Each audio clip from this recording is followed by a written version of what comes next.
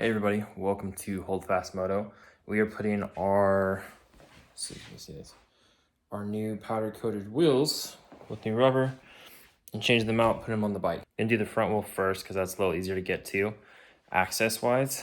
And then we're gonna do the rear once we have another set of hands just for some extra help. But I'm thinking I'm gonna have to take that pipe off. Hopefully the front wheel will go a little bit simpler than the rear, or hopefully they'll both be really easy to do and we won't have any problems, but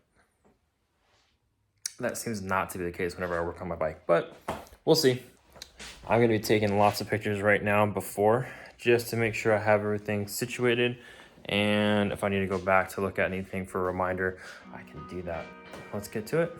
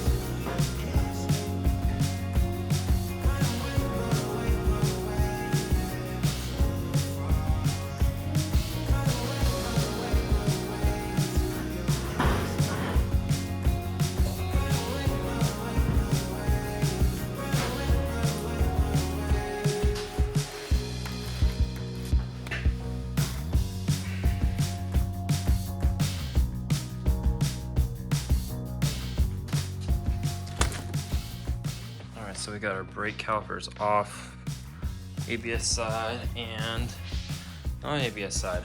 So that's the first step. Now we can go start getting this wheel off.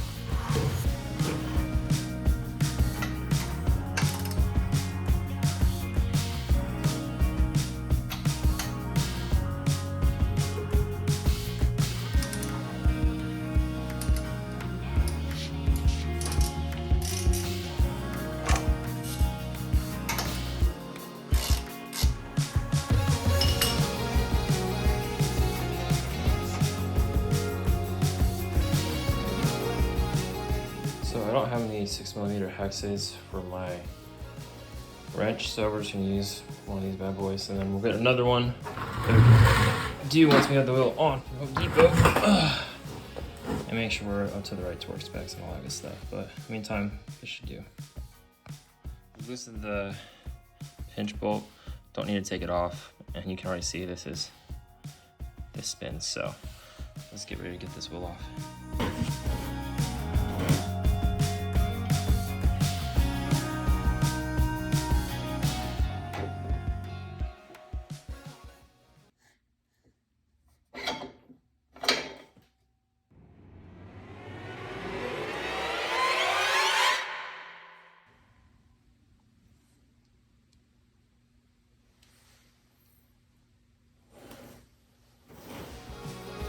So. I'm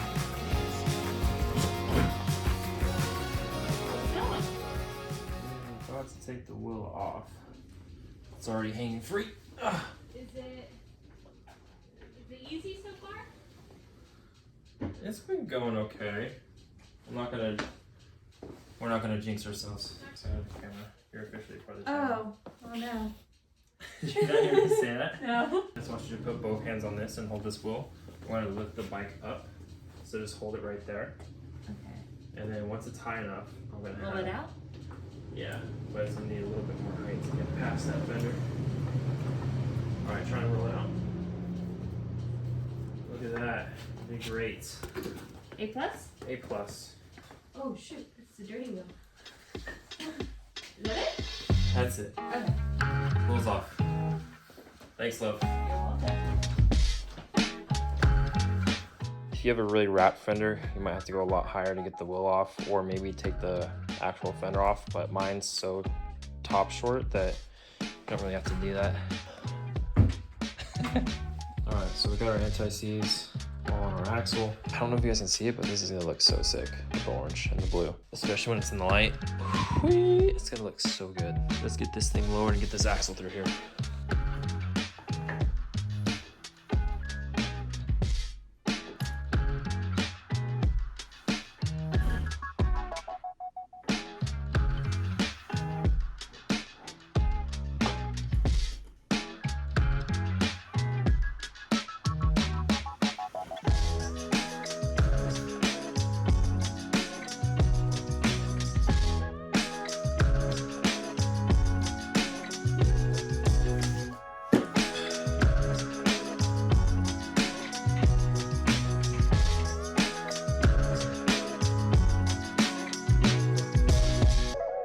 So we need to torque this down, and then we can torque our nut.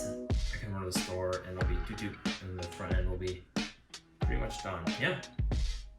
No. We're not gonna jinx it. Not gonna do it. Not today. Not today, Satan. Not today. It's 18 to 22, so I'm just gonna go an even 20. Right in the middle.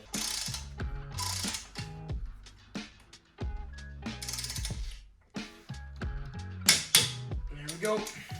Oh, they were recommending stick the screwdriver through. That way when we go to twist this, it's not gonna move your axle up, because when you have it up, they were saying it gives you a little bit of a whistling effect, so this will help keep the axle straight. They are recommending 70 to 75 foot-pounds of torque.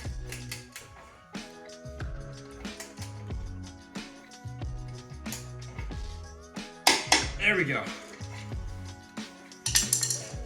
Also helps to have extra hands. Dad's here helping me out because it's just easier to have two hands. So this is just the blocks. I went to Harley and the dealership and got these front and brake. So this is the front brake pads. This is the part number if you need it for your touring models.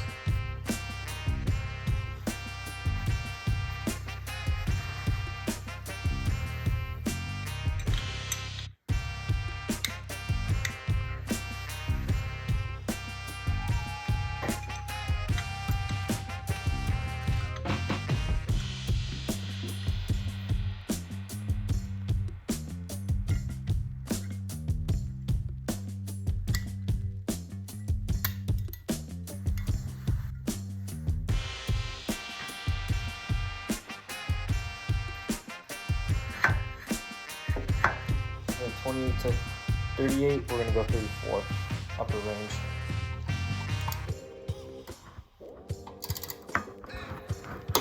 There's one, there's two. I feel like those were torqued on way harder than before. Elijah. I told him to come over. Hello? Come over, How's it going? bring beer.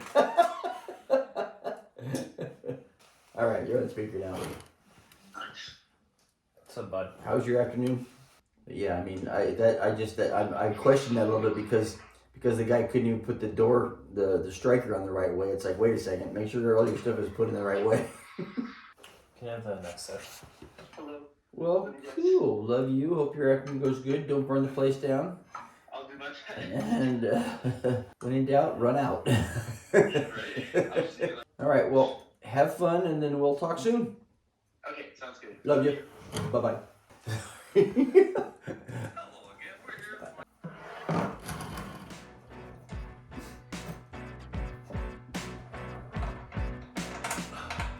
Can you just hold the bars again? There's one. There's two. You want to go ahead, bro?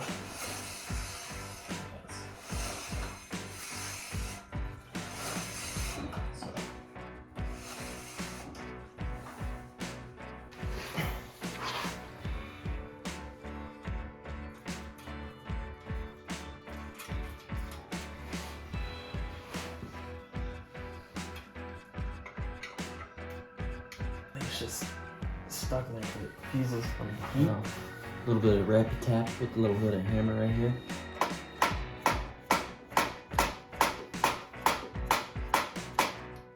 Got it? Yeah, I got the bite.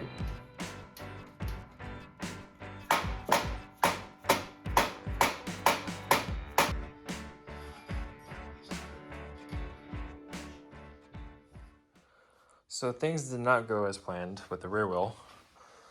So we tried taking off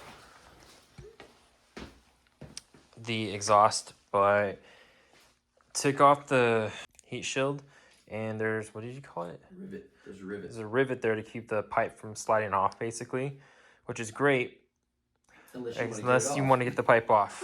So it's like we don't want to cut that. So I looked it up. We're gonna do what we did. Took out the shocks on the rear so that we can pull these back, slide them out, that way we can get the axle off. And then once we get the wheel up and out, we should be able to slide them out from underneath. But I'm trying to think, because we're gonna go over. We're just lowering it to get it down. So yeah, we'll raise it up all the way, slide the new tire in with everything, and we'll be good, hopefully. So now we can just work on the axle, because we did the same thing on this side. So we should be clear and free. So let's see if this does the trick. Let's see if this works. I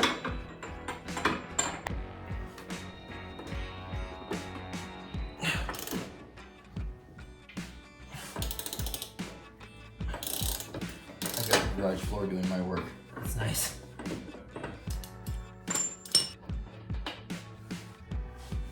Yeah, but you have to move this forward. Right, like doing that there. Behind you. Oh, should be sloppy.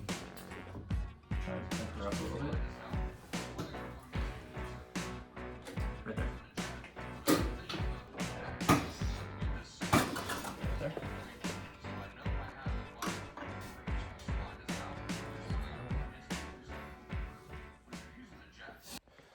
All right. That's progress. Doesn't feel like progress, but it's progress. So we got the wheel off. We're gonna look at this, make sure the bearings are good in the, I don't even know what you call it, the spindle or whatever. Then we're gonna put our new cush drive in the new wheel, slide it in, do what we did before. We were able to do everything we needed to by taking the shocks off the bottom half, so we could basically get it, because now that the swing arm isn't attached to that wheel with the axle, we can go up and down and it's not going to hit that shock. So let's get this all figured out. All right, so now we're doing the brake pads on the rear. We have this in, we need to torque it to 15, line up the belt, and then we torque it down, and then we'll put the shocks back on and all that good stuff. But right now, brake pads while we got the wheel on. Almost all the way on, but you know, getting there. Brake caliper is on with new pads. I'm just gonna hand tighten these to dad tight for now with these, because I don't have an 8 hex, which I should have looked at before I went to Home Depot for the second time today. So we're gonna torque this to 15, get the wheel back, and then we can put our shocks back on, and I think we'll be done. So We have to tighten the axle. we'll tighten the axle after we do that. So we're getting there, slowly but surely. Holy freaking Toledo. We're done. It's on there. New brake pads, front and rear. Wheels are on. My back is killing me. But it worked out, the shock idea. We'll tell you after the test drive. We'll tell you, yeah, let's do the test ride first. We're gonna take it for a little spin, see how the brakes feel and everything. We tightened the suspension and the rear, the shocks, everything's good. The belt's all tightened. So I think we should be good. So we are ready for her maiden voyage with our new shoes. Let's go see how this test ride is.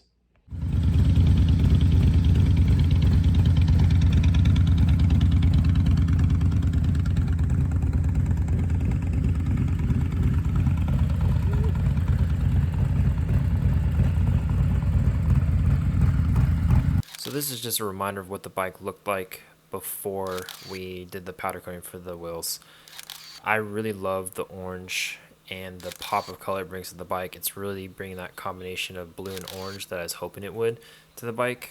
and it's been so fun working on this and making it come as close as it can to the picture I have in my head. So anywho, thank you guys for watching and tuning in. If you guys have any questions on anything that I did in this video, just comment down below.